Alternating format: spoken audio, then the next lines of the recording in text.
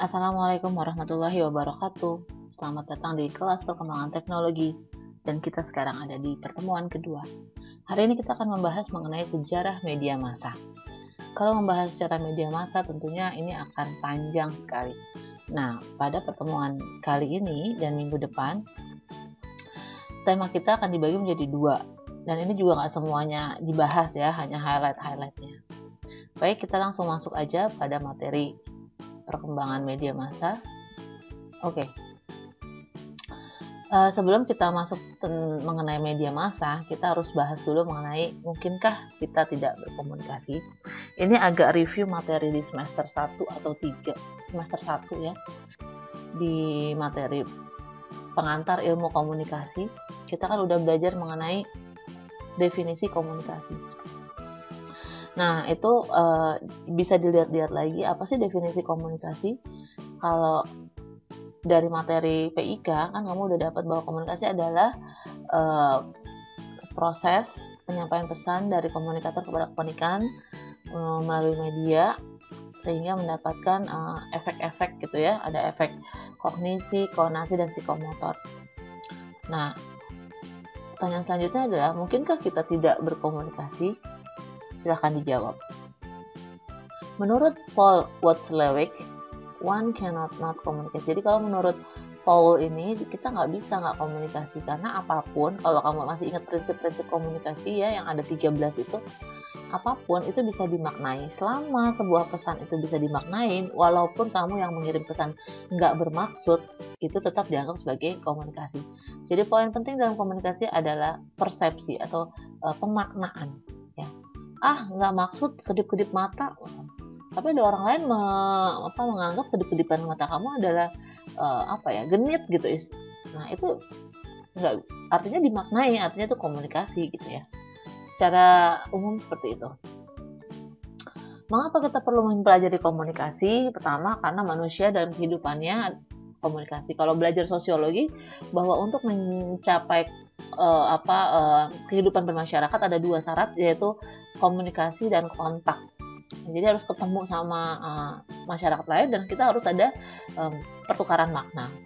Kedua, manusia merupakan makhluk sosial, nggak bisa sendirian. Ketiga, saling membutuhkan, saling berinteraksi. Kalau namanya makhluk sosial, artinya kita butuh bersosialisasi. Apa jadinya jika manusia tidak bersosialisasi? Karena hukumnya secara naturalnya manusia adalah berkumpul ya, bersama dengan manusia lain. Kalau kita nggak ketemu sama orang lain gitu, kita bisa depresi, terus kita juga bisa, perilaku kita tidak seperti manusia. Mungkin kamu pernah dengar gitu ya, cari aja di YouTube misalnya, ada di Rusia seorang anak yang selama hidupnya ditinggal oleh orang tuanya, bukan ditinggal, jadi diurus oleh anjing-anjing gitu. Jadi orang tuanya pergi ke ladang, anak itu diurus selama bertahun-tahun oleh anjing gitu. Perilakunya ya seperti anjing gitu. Jadi ketika manusia tidak bergaul, tidak berhubungan dengan manusia lain, dia jadi nggak jadi manusia gitu secara pemikiran, konsep hidupnya gitu. Jadi nggak kayak begitu ya. Keempat, sukses di karir persahabatan tergantung bagaimana kita berkomunikasi. Dan ini menunjang sekali, komunikasi itu sangat menunjang bagaimana kehidupan kita di tengah masyarakat, di pergaulan, dan di kantor gitu. Jadi ini mulai sekarang, kamu kan semester 3 ya. Mulai sekarang kalau saran saya ya, kita diberi sama Allah gitu ya, sama Tuhan itu satu mulut, dua telinga. Artinya apa? Harus lebih banyak mendengar ketimbang bicara. Ya, tapi ibu banyak ngomong. Posisi saya adalah sebagai guru, dosen, komunikator. Yang dibutuhkan adalah itu. Tapi ketika kita kerja, ketika kamu jadi desainer grafis, kita lebih banyak dibutuhkan untuk mendengar. Nah, jadi tapi kan orang Indonesia ini punya kebiasaan, kita tuh komentar aja ya.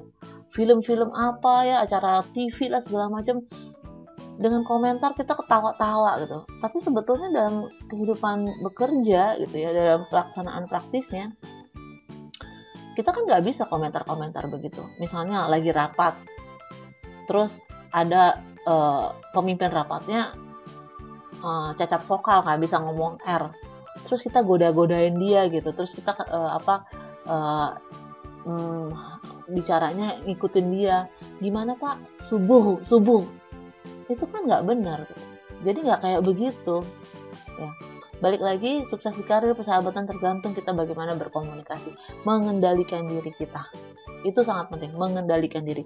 Nggak semua hal itu bisa kita ucapkan, kita sampaikan ya di tengah, apalagi tengah forum.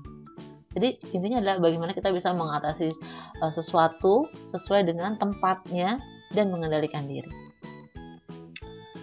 Slide selanjutnya, awal mula komunikasi. Ini ada beberapa teori ya, orang-orang yang mengusung teori.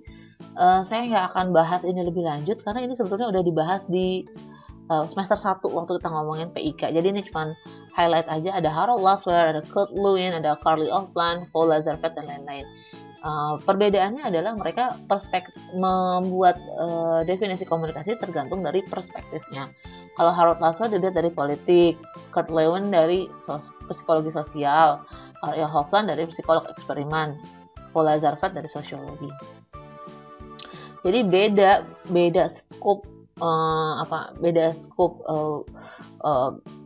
disiplin ilmunya, beda juga definisi komunikasi. Komunikasi kawin dengan ilmu lain, bisa nggak? Bisa banget. DKV adalah perkawinan antara komunikasi dengan seni. Lahirlah desain komunikasi visual. Ada lagi yang lain? Ada juga. Psikologi dikawinkan dengan komunikasi, lahirlah psikologi komunikasi. Politik komunikasi, administrasi komunikasi, organisasi komunikasi, segala macam. Bisa banget. Ya, jadi keahlian atau kemampuan komunikasi ini sangat dibutuhkan di berbagai tempat dan bidang ilmu. Ya, ini tadi kita mau ngomongin pengertian komunikasi secara etimologis. Komunikasi berasal dari bahasa Inggris communication. Communication berasal dari bahasa Latin communicatio. Communicatio berasal dari komunis ya, asal katanya. Kata dasarnya adalah komunis atau common, artinya sama. Apa yang sama? Kesamaan makna, mendapatkan kesamaan makna. Kalau kita mau belajar yang benar gitu, antara dosen sama mahasiswa harus punya kesamaan makna. Makanya kenapa di awal definisi kayak begini harus dikemukakan, karena ini adalah pijakan supaya kita memahami materi dengan definisi atau pijakan yang sama gitu, dengan dasar yang sama. Kesamaan bahasa yang digunakan dalam percakapan belum tentu maknanya sama nih. Bayangin, kita menggunakan bahasa yang sama, terminologi yang sama, belum tentu kamu dan saya punya makna yang sama. Contohnya begini, kalau misalnya kamu lihat orang perempuan cantik pakai baju ungu, makna yang ditimbulkan di dalam kepala kita bisa beda-beda. Ya, saya pernah eksperimen seperti itu di kelas, ada gambar perempuan cantik pakai baju ungu. Rata-rata mahasiswa bilang, wah jomblo. Oh janda, ada yang ngomong kayak gitu. Apa gitu? Apa? Itu kan warna itu adalah simbol yang dimaknai sama ada orang-orang yang begitu. Tapi kalau buat saya nggak merasa tuh warna ungu itu adalah jomblo. Jomblo bisa pakai warna apa aja. Nah seperti itu. Jadi makna itu tergantung apa yang ada di kepala kita masing-masing. Cari yang commonnya. Mungkin buat anak-anak muda seperti pergaulan kamu, warna ungu adalah itu, tapi di tempat lain, di usia yang berbeda, ketika kamu bicara dengan orang yang usianya berbeda, nggak begitu persepsinya. Dengan kata lain, bahasa saja belum tentu mengerti makna yang dibawakan oleh bahasa itu. Selanjutnya, komunikasi adalah proses antara dua orang. Nah, pada gilirannya akan tiba dengan pengertian yang mendalam. Nah, ini saya skip aja. Kamu tinggal baca ya, definisi komunikasi. Kita masuk kepada yang lainnya dulu. Terdapat 5 tipe komunikasi. Ada interpersonal, personal, kelompok, organisasi, dan massa. Kalau intrapersonal, intra itu artinya di dalam diri sendiri ya, di dalam diri sendiri. Komunikasi inter itu antar individu. Kalau yang ini kamu ngomong dengan sendiri ya, diri sendiri, yang ini satu lawan satu, antar individu. Nomor 3 kelompok adalah kamu menghadapi kelompok. Jadi misalnya komunikasi kelompok juga dibagi-bagi, ada kelompok kecil, kelompok besar, dan kelompok publik.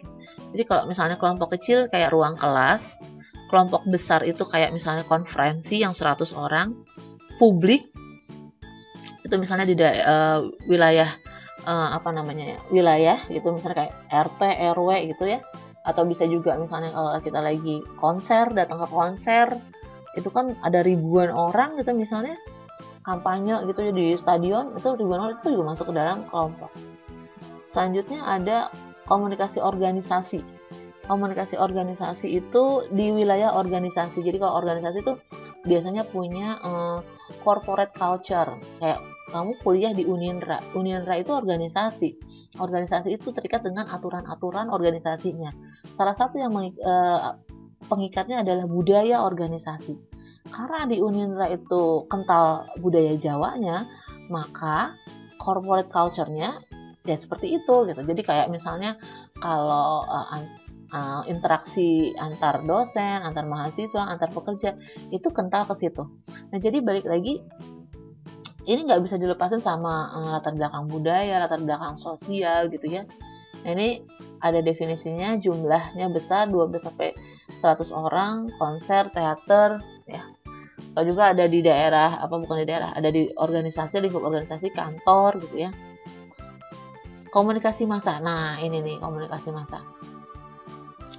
Bu, tadi kata Ibu kalau konser itu masuknya kelompok. Iya betul, ada yang bilang itu masuk kelompok. Ya kalau kamu baca bukunya Pengantar Ilmu Komunikasi Deddy Mulyana, konser tuh masuknya di kelompok, tapi kelompok yang sangat besar ya. Nah ini organisasi mungkin ada buku lain yang bilang bahwa konser tuh masuk sini. Ya nggak ada masalah ya, itu bisa persepsi ya, bisa jadi definisi yang beda, itu nggak ada masalah. Sekarang yang mau kita fokusin adalah apa itu komunikasi massa, karena hari ini kita akan bahas mengenai komunikasi massa, sejarah komunikasi massa. Komunikasi massa adalah proses di mana informasi diciptakan, disebarluaskan, dan dikonsumsi untuk halayak yang luas. Nah, komunikasi massa terkait dengan karakter komunikasi massa. Jadi, apa komunikasi itu dianggap sebagai komunikasi massa kalau punya syarat-syarat sebagai berikut. Ya, sumber, siapa sumbernya? Sumbernya adalah organisasi. Isi pesannya apa? Isi pesannya bisa informasi, bisa hiburan, bisa pendidikan. Saluran medianya apa? Karena ngomongin massa, berarti itu ngomongin media. Ada media elektronik, ada media cetak. Targetnya siapa? Untuk komunikasi massa, targetnya sangat luas, nggak bisa 100, nggak bisa 1000, tapi jutaan orang, dan tersebar melebihi batas-batas geografis dan psikografis. Jadi kayak kamu ngomongin Indonesia, misalnya gini,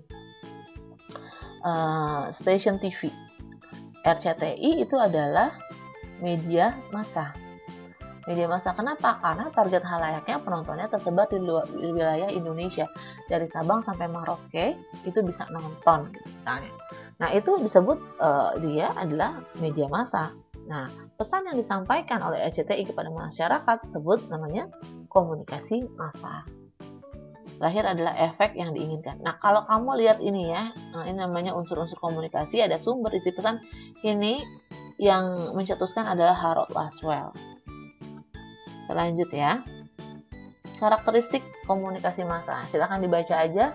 Pertama adalah untuk halayak luas, bersifat umum, pola penyampaiannya cepat, tidak terkendala waktu, cenderung satu arah, terencana, terjadwal, penyampaian pesan berkala, isi pesannya berbagai aspek kehidupannya. Jadi yang namanya komunikasi massa, pesannya kayak begitu ya, sangat cepat dan satu arah. Satu arah tuh begini. Kalau dua arah tuh kayak kita WhatsApp-WhatsAppan di grup. Itu kamu nanya ke saya jawab, itu dua arah. Saya dan kamu ya, dua arah saling menjawab. Tapi kalau media massa satu arah. Jadi kamu hanya nonton acaranya RCTI aja. Tapi saya bisa kok Bu kirim pesan, ya kirim pesan, tapi kan nggak tahu dibalasnya kapan. Bisa jadi nggak dibalas gitu. Nah itulah yang dimaksud dengan satu arah. Ya, jadi hanya menerima dari satu pihak aja. Komunikasi massa dan media massa saling berhubungan. Ya, toolsnya atau alat dari komunikasi massa adalah media massa yang tadi saya udah jelasin ya, ada elektronik dan cetak. Oke, nah karena kita udah ngomongin media massa, maka kita harus ngomongin perjalanan sejarahnya media massa itu. Nah, yang paling tua media massa adalah koran. Kenapa koran? Karena menurut sejarahnya, ini adalah media yang pertama kali dibuat. Media massa memiliki beberapa fungsi tadi ya. To inform, untuk memberikan informasi, to educate, to entertain, to influence, and to make money ya. Kalau to make money itu artinya untuk proses, untuk kebutuhan industri. Karena semua kegiatan media itu akan tujuannya mencari uang. Maksudnya bukan mencari uang. Tujuannya adalah memang komersil gitu ya. Tapi ada Bu yang tidak komersil. Betul, ada yang tidak komersil, tapi butuh uang untuk produksi. Contohnya apa? Lembaga penyiaran yang tidak komersil yang ada di Indonesia. Kamu tahu nggak? Maksudnya tidak komersil itu tidak cari uang ya. Tidak cari uang itu artinya iklannya itu nggak jor-joran digeber gitu. Contohnya di Indonesia adalah penyiaran publik, RRI, TVRI. Karena apa? Karena produksinya itu udah ditanggung negara. Tapi bukan demikian gak butuh uang, tetap uang karena mereka itu bekerja kan modalnya atau keuangannya kan ada di tangan negara. Beda sama SCTI, Trans TV, mereka harus giat cari uang, cari iklan supaya apa? Supaya membiayai ongkos produksi gitu. Fungsi menyiarkan informasi merupakan fungsi pers yang utama. Khalayak membaca berlangganan surat kabar. Nah ini ya tuh maksudnya fungsi informasi itu apa?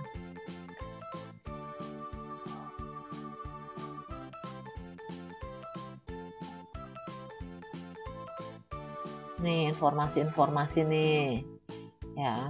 Tapi ini bukan koran ya. Ini bisa ada yang detik tuh portal. Kalau ini apa? Kompas ya koran yang berubah menjadi digital. Ini fungsi edukasi. Nah, fungsi edukasi itu mendidik. Bisa nggak di dalam informasi ada pendidikan? Bisa juga ya. Mempengaruhi. Fungsi mempengaruhi. Contohnya apa? Contohnya siaran berita. Abis nonton siaran berita yang isinya berita kriminal, takut nih mau keluar malam-malam. Atau yang isinya tentang korban atau misalnya COVID-19, waduh mendingan di rumah aja. Nah itu artinya mempengaruhi ya. Objektivitas, nilai-nilai etika moral dipegang teguh oleh surat kabar. People will believe that media tells them they believe. Karena tadi ya fungsi mempengaruhi itu. Fungsi hiburan itu ya buat menghibur ya, mengentertain. Komersialisme yang tadi saya udah sedikit ungkapkan ya, bahwa salah satu tujuan media itu adalah menghasilkan keuntungan. Ya kalau nggak untung dia nggak bisa survive ya, karena modalnya besar buat bikin TV, buat menggaji orang, buat bayar pajak itu besar. Jadi perlu ada cari uang gitu yang benar, yang serius untuk membiayai itu semua. Nah ini tarif iklan ya, berapa sih harga iklan di Tempo dan segala macam, kamu bisa cari sendiri ya nanti. Idealisme, komersialisme, dan profesionalisme. Media akan tumbuh berdiri kokoh kalau ada 3 pilar ini. Tapi, nah ini menarik sekali nih. Tapi sekarang ini seidealismenya kita bekerja, sekomersialisasinya kita juga bekerja, dan seprofesional mungkin kita bisa bekerja. Tapi ada faktor lain yang bisa menggerus eksistensi media. Apa itu? Kita akan belajar di perkembangan media. Apa yang bisa terus itu? Salah satunya adalah teknologi ya, teknologi yang kita pakai sekarang. Komunikasi massa intinya adalah komunikasi yang dilakukan untuk mempengaruhi publik. Poin penting dalam komunikasi adalah media massa dan massanya sendiri. Nah, massa itu adalah publik yang jumlahnya sangat besar, tersebar, anonim, dan tidak saling mengenal. Jenisnya ada, kalau cetak itu ada surat kabar, ada majalah, kalau elektronik itu ada radio siaran, media cyber itu ada media sosial, website ya, portal, blog, dan lain-lain. Nah ini minggu kemarin yang kita juga udah Daniel Pink. Ini sejarahnya ada era purba bercocok tanam, karena kehidupan manusia kalau menurut Daniel Pink kan awalnya adalah bercocok tanam dulu jadi petani tuh, kemudian baru dia menyusun huruf, masuklah di era industri. Di era industri itu udah pabrik-pabrik udah mulai tumbuh ya. Nah ini sekitar tahun 1500 sampai 1970 mesin-mesin cetak pertama ya. Nah mesin cetak pertama Gutenberg, Jerman, 1455. Inilah awalnya koran muncul. Kemudian pada tanggal 3 September 1883, Benjamin Day pertama kali menerbitkan surat kabar The New York Sun, disebut juga dengan sebutan penny first. Pembabakan era koran itu juga dibagi-bagi ya. Ada yang namanya yellow journalism, baron era, penny first gitu, dan macam-macam. Itu kita nggak perlu dibahas ya, itu kamu cari aja. Era informasi 1970 sampai 2000 ya. Terjadi globalisasi. Era ini disebut dengan acknowledge age, di mana penggunaan satelit dan teknologi komunikasi yang begitu masif. Era yang paling kontemporer, di mana telekomunikasi dibagi menjadi dua bagian dengan keberadaan komputer. Nah, kita sekarang ada di tengah-tengah ini ya. Media massa adalah bentuk masyarakat menjadi kasar, jahat baiknya bermartabat tergantung informasi yang ada di media massa. Nah, pembahasan kita hari ini sampai di sini dulu. Kita masih belum masuk ke dalam sejarahnya benar ya. Ini masih definisi komunikasi massa dan sekilas tentang pembabakan jurnalistik. Baiklah, terima kasih atas perhatiannya. Assalamualaikum warahmatullahi wabarakatuh. Stay home, stay healthy. Bye-bye.